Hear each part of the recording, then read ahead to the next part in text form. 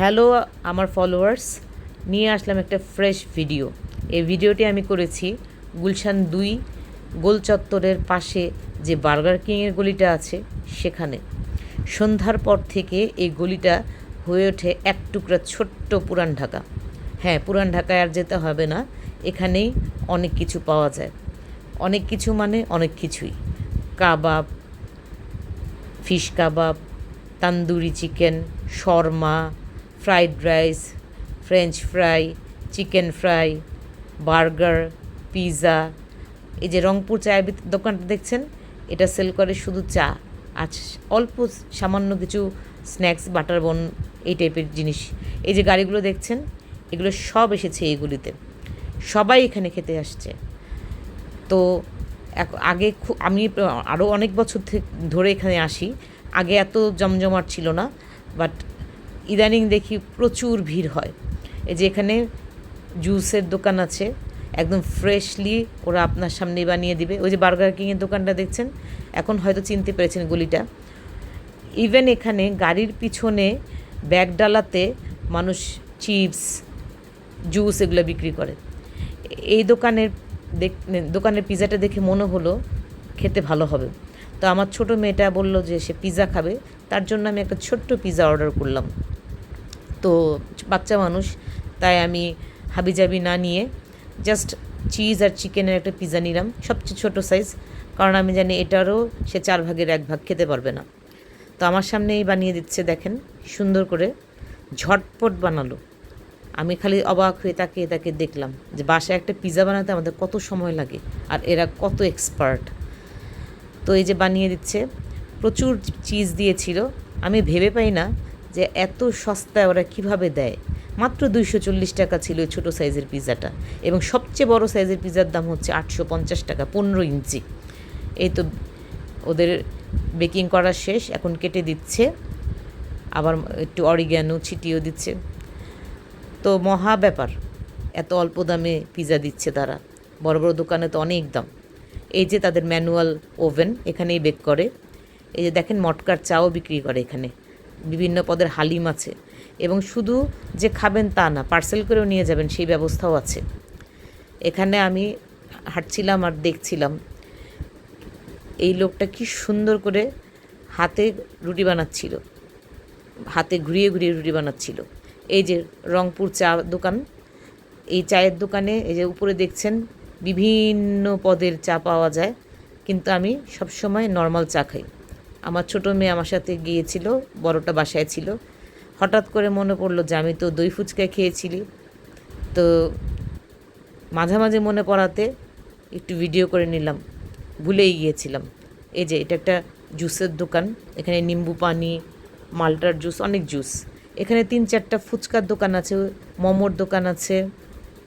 আর এখানে পাওয়া যায় হাঁস ভুনা, কালা ভুনা, লাল ভুনা, মাছের কাবাব, তারপরে হারিয়ালি কাবাব, অনেক ধরনের কাবাব। ফুচকার দোকানগুলোতেই ভিড় বেশি। রাত্রেবেলা মানুষ ফুচকা আর চা খেতে বেশি আসে এখানে, মোমোও খায়। আবার অনেকে এখানে আবার রাত্রেবেলায় এসে আড্ডা দেয় এবং রুটি, কিন্তু পরোটা এগুলো খায়। তো আমি হাঁটছিলাম আর দেখছিলাম, আমার দেখতে খুব ভালো লাগতেছিল। রাত্রেবেলা ঘুরতে আমার খুব ভালো লাগে। তো আমি খেয়ে একটা চক্কর দিলাম যে আর কী পাওয়া যায়। দেখলাম এখানে মোটামুটি সব পাওয়া যায়, pizza, burger, French fry, chicken fry, fried rice, সব। খেয়ে দিয়ে বাচ্চাদের জন্য পার্সেল করে চললাম বাসার উদ্দেশ্যে। রাত্রেবেলা গাড়িতে ঘুরতে আমার খুব ভালো লাগে, কারণ দিনের বেলা তো বের হওয়ার কথা চিন্তাই করা যায় না।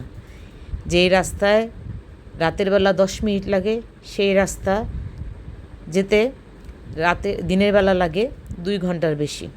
আর গাড়ি চললে কিন্তু ভালো লাগে, কিন্তু গাড়ি যখন বন্ধ হয়ে জ্যামে বসে থাকে তখন একদম বিরক্তের চরম সীমানা পৌঁছে যাই আমি। আমার অসম্ভব বিরক্তি লাগে। এজন্য আমি যখন ভিড় হয় তখন আমি বের হই না, আমি লেট নাইটে বাসা থেকে বের হই। আমার কোথাও যেতে ইচ্ছা করলে আমার মার বাসায় বা যেখানে, আমি সবসময় লেট নাইট পার্টি, আমি একটু লেট নাইটে ঘুরতে পছন্দ করি। এক টানে চলে যাব, জ্যামে বসে থাকবো না, এটাই আমি চাই। এজন্য আমি রাতের বেলা ঘুরতে বেশি পছন্দ করি। তো আমি প্রায়ই, যেদিন বাচ্চাদের পরের দিন স্কুল না থাকে, সেদিন আমার হাজব্যান্ডকে নিয়ে আমি বের হয়ে যাই। কখনো পুরান ঢাকা যাই, কখনো গুলশানে যাই, কখনো মিরপুরে যাই, স্ট্রিট ফুড খাই। সে খায় না, সে বসে থাকে, বাট সে আমাকে সবসময় নিয়ে যায়। এই যে চলে আসলাম আমার বাসার সামনে। আমার বাসা হচ্ছে প্রধানমন্ত্রীর কার্যালয়ের পাশে, এখন যেটা প্রধান উপদেষ্টার কার্যালয়। এই যে আপনাদের দেখাবো এখন প্রধান উপদেষ্টার কার্যালয়। আগে যেটা প্রধানমন্ত্রীর কার্যালয় ছিল, এখন নাম চেঞ্জ করে হয়ে গেছে প্রধান উপদেষ্টার কার্যালয়। এই যে দেখেন, আগে প্রচণ্ড সিকিউরিটি সিস্টেম ছিল, এখন কিছুটা শিথিল।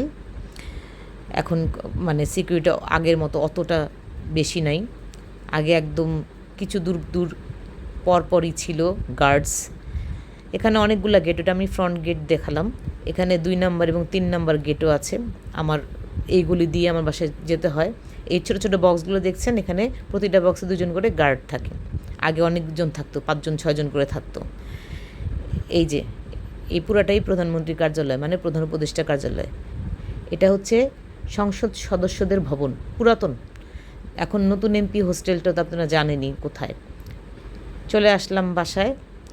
আমার সিকিউরিটি গার্ডসরা এই ব্যাপারে ইউজ টু। আমি প্রায় 2-1 দিন পরপরই রাতের বেলা বাইরে যাই। তো আমাদের পুরো অ্যাপার্টমেন্টের আর কেউ বাইরে যায় না, আমরা বাইরে যাই। এরা আমাদের 3 জন সিকিউরিটি গার্ডই খুব ভালো মতো জানে এবং তারা আমাকে খুব হেল্প করে। দেখা যায় লিফট বন্ধ হলে বলা লাগে না, নিজেই লিফট ছেড়ে দেয়। তো ওরা অনেক হেল্পফুল। আমিও ওদেরকে অনেক পছন্দ করি, আদর করি, এর জন্য ওরাও অনেক হেল্পফুল। তো আমার ছোটো মেয়ে দেখেন, এখন রাত 2টো বাজে, তারপরও তার মধ্যে কোনো টায়ার্ডনেস নেই। সে সুন্দর আমাদের সাথে ঘুরে বেড়াচ্ছে। বলেছিলাম যে বাসায় থাকো, না সে থাকবে না, কিছুতেই থাকবে না, সে আমার সাথে যাবে। তো চলে আসলাম। তা আমার হাজব্যান্ড কিছুই খায়নি, সে গাড়িতে বসেছিল আর আমি টোটো করে বেরিয়েছি। পুরা এই মাথার ওই মাথা আমি একা একা ঘুরেছি। বাচ্চা কিছুক্ষণ সাথে ছিল, গরম লাগার পরে সে গাড়িতে যেয়ে বসেছে। তো এই ছিল আজকের ভিডিও। থ্যাংক ইউ, ধন্যবাদ।